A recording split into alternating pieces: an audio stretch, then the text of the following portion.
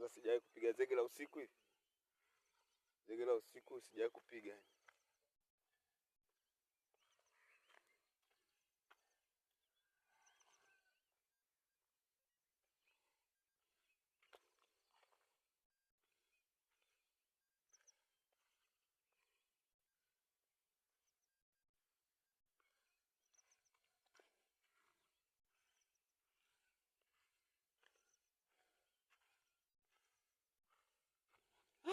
Hatimaye mzigo umekaa hapa.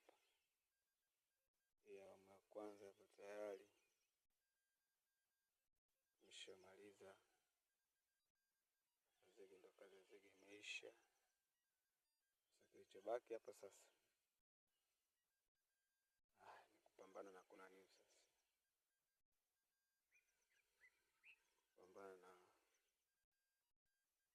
masuala ya tofali sasa. Hapa nibaki tu kuseti hapa na kumwaga zege yake hapo.